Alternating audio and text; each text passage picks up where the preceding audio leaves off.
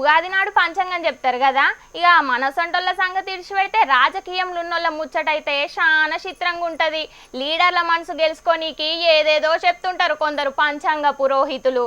ఏది పట్టిన బంగారమే అవుతుంది, నీకు సాటెవ్వరు లేరు, నువ్వు గెలుసుడు ఖాయం అని ఇట్లా మునుం పెట్టి మొగుల మీదకి లేపుతారు.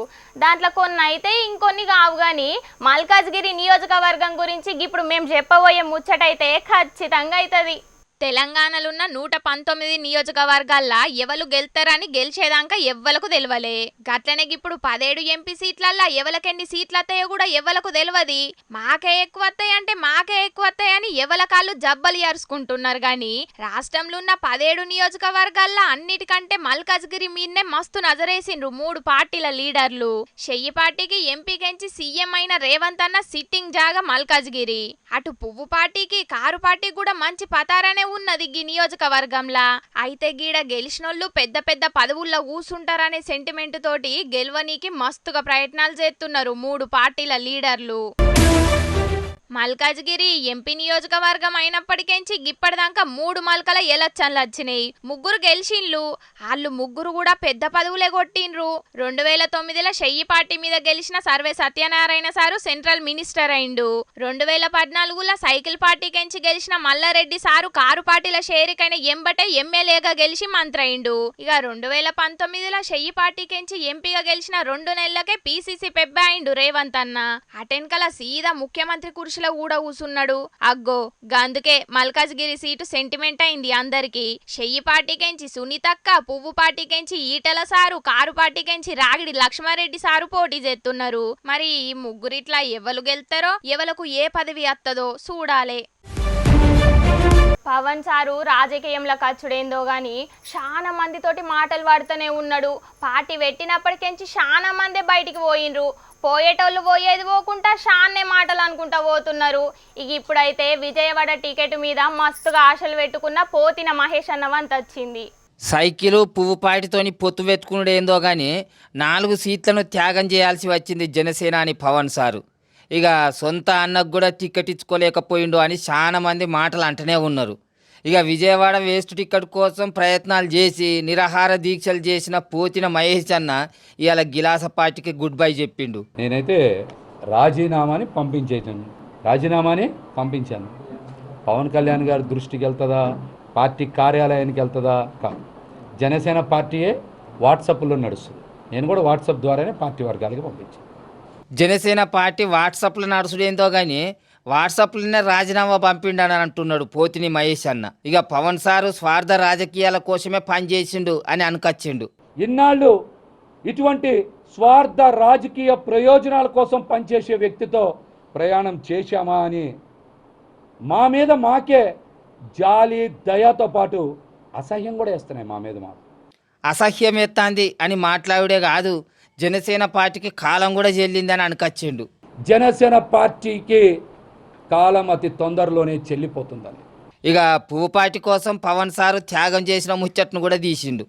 అసలు భారతీయ జనతా పార్టీ సీట్లు అడిగింది తెలుగుదేశం పార్టీని కదా, సీట్లు సర్దుబాటు చేయాల్సింది తెలుగుదేశం పార్టీ కదా, జనసేన పార్టీని కాదు కదా.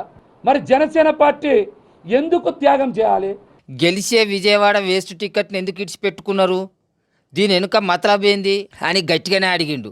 విజయవాడ వెస్ట్ సర్వే మీరే కదా చేశారు. ప్లస్లో ఉందని మీకు తెలుసు కదా. మైనస్లో ఉన్న స్థానాన్ని తీసుకొని ప్లస్లో ఉన్న స్థానాన్ని మీరు ఎందుకు వదులుకున్నారు విజయవాడ వెస్ట్ సీట్ని? పార్టీ అధ్యక్షుని వై ఉండి ఇంకొకరిని బతిలాడుకునే అవసరం ఏమొచ్చింది అని కూడా పవన్ సార్ మీద గట్టిగానే గరమైండు మహేష్ అన్న. ఒక రాష్ట్ర అధ్యక్షులై ఉండి వేరే పార్టీ నేత కాళ్ళు పట్టుకోవాల్సిన అవసరం ఏమొచ్చింది? ఇక మరి పార్టీకి రాజీనామా చేసినావు, ఎడిపోతున్నావు, ఏ పార్టీ జెండా పట్టుకుంటావే అని అడిగితే రాజధానిలో నేను బతికిచ్చా, పవన్ కళ్యాణ్ గారు నన్ను చంపేశారు. రాబోయే రోజుల్లో నాది రాజకీయ పునర్జన్మే. నా ఇష్టం వచ్చిన జెండా పట్టుకుంటా. నా ఇష్టం వచ్చిన జెండా పట్టుకుంటా అని అంటున్నావు, మరి ఆయనతో పంక పార్టీ దిక్కు గిట్లేమన్నా అడుగులేస్తావా అయ్యిందే అని అడిగితే అరే తప్పేముంది, వేయకూడదా? తప్పేం లేదు. కానీ మొన్నటి దాకా నువ్వే కదనే పంక పార్టీ మీద గరమైనవు, మరి ఇప్పుడు దాంట్లోకి పోతే ఎట్లా అని అడిగితే రోజు అందరికి చెప్పే సూత్రమే, మా రాజకీయాల్లో శాశ్వత వ్యక్తులు శాశ్వత మిత్రులు ఉంటారా? ఆ? అందరికీ లేని సూత్రాలు ఒక్క మహేష్కే వర్తిస్తాయా? నిస్వార్థంగా నిజాయితీగా జనసేన పార్టీకి పనిచేస్తే మాకేం లభించింది? రాజకీయంలో శాశ్వత శత్రువులు శాశ్వత దోస్తులు ఉండరు అని అందరికీ ఎరకైన నిజాన్ని మళ్ళొక్క మల్క చెప్పిండు పోతిని మహేష్ అన్న. ఇక గది కూడా నిజమే కదా.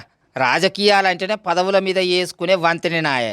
గా వంతెన ఏ పార్టీది అయితేంది లీడర్లకు కానీ పవన్ సారు గిట్ల పోయే లీడర్ల గురించి ఆలోచన చేస్తేనే పార్టీకి మంచి జరుగుతుంది అని అనబట్టిరు గీ ముచ్చటరికైన పబ్లిక్. ఎండాకాలం వచ్చిందంటే ఎండల కంటే ఎక్కువ దొంగలకే భయపడేదుల్లా చిన్నప్పుడు. గప్పుడు గట్లుండేటి దొంగతనాలు మరి. ఇప్పుడు కూడా తక్కువేం లేవు. అప్పుడు ఇండ్ల పడి ఎత్తుకపోతే ఇప్పుడు ఏడ పడితే ఆన్నే పడుతున్నారు దొంగలు. పొలం కాడ గుల్లే ఇఫ్తార్ విందుల పడ్డ గీ దొంగల ముచ్చట చూసిరా పోన్రి. నీ అవ్వ మంచిగా మోపేర్రు పోర్రి. దేశానికి బువ్వ పెట్టే రైతన్నను దోసుకునుడంటే బగ్గిష్టమేమో గీ దొంగ బడవేగాళ్లకు. పెద్దపల్లి జిల్లా సుల్తానాబాద్ చుట్టుపక్క పొంటి ఊళ్ళల్లున్న ఏవుసం మోటార్లను ఎత్తుకపోయి అమ్ముకుంటున్నాడట సంపత్ అనే గీనే. ముఖానికి ముసుకేసుకొని కొట్టేసిన మోటార్ల ముంగట సాంప్రదాయిని సుప్పిని సుప్పనాతిని అన్నట్టుగా ఎంత మంచిగా కూసున్నాడో చూడుండ్రి ఈ నిమ్మోకంల మోరంగొట్ట. ఎవలన్నా గుడికి పోతే మొక్కుకొని ఇంతంత తీర్థం తీసుకొని నెత్తి మీద అయ్యగారితోటి శటగోపం పెట్టించుకొని దీవెనార్తలు తీసుకొని పోతారు గాని గీ మోతవారి ఏం తీసుకుపోయిండో చూడుండ్రి.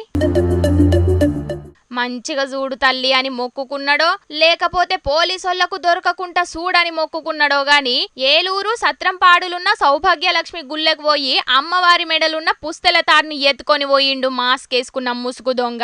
మమ్మల్ని రక్షించుండ్రి అని జనాలు దేవుళ్ళను మొక్కుకుంటుంటే ఆ దేవుళ్ళకే సూటి పెట్టే టాలెంటెడ్ మనుషులున్నారు మన తాన. ఏం చేస్తాం కానీ బగ్గమంది కానత్తే దొంగల చెయ్యి కూడా గులగుల వెట్టుద్ది కావచ్చు. ఇఫ్తార్ విందుకు పోయి తిని రాక చేతికి పని చెప్పి అడ్డంగా బుక్కైండు గీ మనిషి. దానం నాగేందర్ అన్న ఫిరోజ్ ఖాన్ అన్న సొంటి రాజకీయ లీడర్లు పోయిన ఇఫ్తార్ విందుకు పోయి ఆడున్నోళ్ళ 8 ఫోన్లతోని పాటు 2 లక్షల రూపాయలు కొట్టేసి మెల్లగా జారుకుందాం అనుకునే వరకు అనుమానం వచ్చి పట్టుకొని షేకింగ్ చేసి దొరకబట్టి పోలీసులకు అప్పచెప్పిండ్రు చెయ్యి పార్టీ కార్యకర్తలు. కష్టపడేందుకు పెయ్యి మంచిగానే ఉంటది, వయసు మంచిగానే ఉంటది గాని మెదడే డ్యామేజ్ అవుతుంది కావచ్చు. నీ అవ్వ ఉత్తగా దొరికి పెయ్యంతా చింతపండు చేసుకునుడు కంటే పని చేసుకొని బతుకుడు మంచిది కదరా వారి అని అనబట్టిండ్రు గీ దొంగలను చూసిన పబ్లిక్. ఎండలు ఎట్లా దంచుతున్నాయుల్లా. బండ్ల మీద పోవాలంటే ఎండకు సుక్కలే అని చాలా మంది మెట్రో రైళ్ళనే పోతున్నారు. మా ఆడోళ్లకు బస్సులలో ఫ్రీ ఉన్నా కూడా ఉడకపోతల పోవుడు ఎందుకని పైసలు పోయినా సరే అని మెట్రో ఎక్కి చల్లగా ఏసీలో పోతున్నారట. ఇక ఎండాకాలం అని అందరూ మెట్రోలల్లనే పోతుండే వరకు మెట్రో అధికారులు ఆఫర్లు తీసేసి ప్రయాణికులకు మొన్న పెద్ద షాకే ఇచ్చిండ్రు కదా. ఇక అందరూ లొల్లి పెట్టుడుతోటి ఇవాళ మళ్ళీ గుడ్ న్యూస్ చెప్పిండ్రు. పండుగలప్పుడు ఎవరైనా ఆఫర్ల మీద ఆఫర్లు పెడతారు. కానీ ఉగాది పండుగకు ముందే మెట్రో అధికారులు మొన్న ఉన్న ఆఫర్లను తీసేసిర్రు కదా. సెలవు దినాలల్లో 59 రూపాయలతోని ఒక్కరోజు పట్నంలో 7కెళ్ళి 7 కన్నా మెట్రోలో ప్రయాణం చేయొచ్చనే ఆఫర్ ఉండే కదా. ఒక ఆఫర్ను మొన్నటి దాకా తీసేసిర్రు. ఇక మెట్రో కార్డు ఉన్న వాళ్ళకు 10% డిస్కౌంట్ ఉండే కదా. దాన్ని కూడా మొత్తం తీసేసిర్రు. ఎండలు దంచుతుండే వరకు అందరూ మెట్రో రైళ్ళనే ఎక్కుతున్నారట చల్లగా ఏసీలో పోవచ్చని. ఎట్లాగో ఎండలు దంచుతున్నాయి, మెట్రోకు మంచి డిమాండ్ ఉన్నది. ఆఫర్లు పెట్టినా పెట్టకున్నా పబ్లిక్ ఎక్కేటట్టే ఉన్నారు అని అనుకున్నారో ఏమో కానీ ఉన్న ఆఫర్లు అన్నింటిని తీసేసిర్రు ఆఫీసర్లు. అసలుకే ఎండలు ఎక్కువ కొడుతున్నాయి. రోడ్డు మీద పోవాలంటే ట్రాఫిక్ కష్టాలు ఉన్నాయి. అదే మెట్రోలను అయితే జల్దీగా పోవచ్చని మంది ఎక్కువ ఉన్నా కూడా తిప్పల పడి అడ్జస్ట్ అయిపోతుంటే వీళ్ళు ఆఫర్లు తీసేసుడేంది. ముంగట పండుగలు ఉన్నాయి, పోరగాళ్ళకు ఈ స్కూల్ సెలవులు కూడా ఉంటాయి. మంచిగా మెట్రోలో తిరుక్కుంటా హాలిడే టూర్లను ఎంజాయ్ చేద్దాం అనుకుంటే వీళ్ళేంది గిట్ల చేసిర్రు. ఎండాకాలంలో మంచిగా టైం చూసి దెబ్బ కొట్టిర్రు కదా మెట్రో అధికారులు. అయినా మెట్రోకు గంత డిమాండ్ ఉన్నప్పుడు ఇంకొన్ని రైళ్లను పెంచాలి. ఉన్న రైళ్లకు బోగీలను పెంచితే ఏమో కావచ్చు.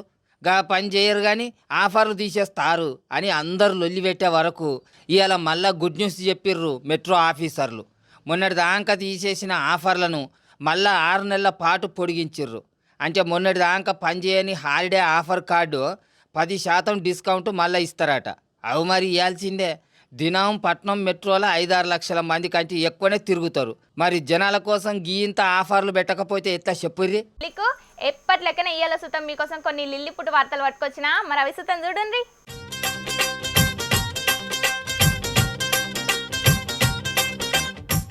హ్యాపీ హ్యాపీ బర్త్డేలు మళ్ళీ మళ్ళీ చేసుకోక శుభాకాంక్షలు అందజేయమా అవ్వ నీకు అనుకుంటా గిడున్న ముసలవ్వకు వాళ్ళ ఇంట్లో అందరు కలిసి ఎంత గ్రాండ్ గా పుట్టినరోజు వేడుకలను చేసిండ్రో చూడుండ్రి. కరీంనగర్ జిల్లా చెర్లపల్లి ఊళ్ళున్న గి ముసలవ్వ పేరు లచ్చమ్మ. వయసు 105 ఏండ్లట. గిమె బిడ్డలు, కొడుకులు, మనవన్లు, మనవరాళ్ళు అందరు కలిసి 40 మందికి మీదనే ఉన్నారట కుటుంబం. ఇప్పటికే ముసలవ్వకు ఎసొంటి బీపీలు, షుగర్లు సుతం లేకుండా మంచిగా ఆరోగ్యంగానే ఉన్నదట. గింత పెద్ద వయసులో సుతం గింత యాక్టివ్ గా ఉన్న వాళ్ళ నాయనమ్మకు పుట్టినరోజు చెయ్యాలని ఇంట్లో వాళ్ళందరు కలిసి గీ తిరగ ప్లాన్ చేసిండ్రు. ఇక ఇంటి ముంగట పెద్ద టెంట్ వేసి ముసలవ్వకు సోపతిగా 2 దోస్తులను సుతం కూసోబెట్టి బర్త్డేను గ్రాండ్ గా చేపించిండ్రు. IPL ల క్రికెటర్లు సెంచరీలు కొట్టినట్టే బామ్మ సుతం లైఫ్ లో సెంచరీ కొట్టిందని కామెంట్లు పెడుతున్నారు కొందరికి ఇది చూసినోళ్ళు. ఈ వెనకటి తిండి అసొంటిది మరి. ఇప్పుడేమో అన్ని మందులు కొట్టిన తిండేనాయే. 30 ఏండ్లకే బీపీలు, షుగర్లు రావట్టే. ఎంతైనా వెనకటోళ్ళు చాలా అదృష్టవంతులుల్లా, ఏమంటారు? అంతే కదా. కోతిని చెయ్యబోతే కొండెంగా అయినట్టు ఫ్లెక్సీల కాంగ్రెస్ లీడర్ కు బదులు బీజేపీ లీడర్ ఫోటోను ప్రింట్ చేపించిండ్రు మధ్యప్రదేశ్ రాష్ట్రం మాన్లా కాడున్న కాంగ్రెస్ లీడర్లు. ఇగియల్ల ఏదో మీటింగ్ పని మీద రాహుల్ సారు ఆడికి టూర్ వేసిండట. ఇక సార్ కు వెల్కమ్ చెప్పనీకి స్టేజ్ ముంగట లోకల్ లీడర్ల ఫోటోలతోని పెద్ద ఫ్లెక్సీని కట్టిండ్రు. కానీ అందులో బీజేపీ లీడర్ ఫోటో పడే వరకు మస్తు పరిశాన్ అయిండ్రు. ఇక ఎంబటే లీడర్ ఫోటో కనబడకుండా స్టిక్కర్లను అంటబెట్టిండ్రు కాంగ్రెస్ లీడర్లు. ఇంకా నయం, రాహుల్ సార్ ఫోటోకు బదులు ప్రధాని మోదీ సార్ ఫోటోని ప్రింటింగ్ చేపియలేరని కామెంట్లు పెడుతున్నారు కొందరికి ముచ్చట ఎరకైనోళ్ళు. అమ్మయ్య, ఇక తెచ్చిన కాడికి వార్తలన్నీ అయిపోయినాయుల్లా. ఇవుల్లా ఈ అల్టీశ్వరప్ప హోమియో క్లినిక్ సమర్పించు జోర్దార్ వార్తలు. మళ్ళీ వచ్చే జోర్దార్ వార్తలలో మస్తు జోర్దార్గా అందరం కలుసుకుందాం. అప్పటి వరకు ఏం చేస్తారంటే చూస్తూనే ఉంటుంది HM TV. నమస్తే.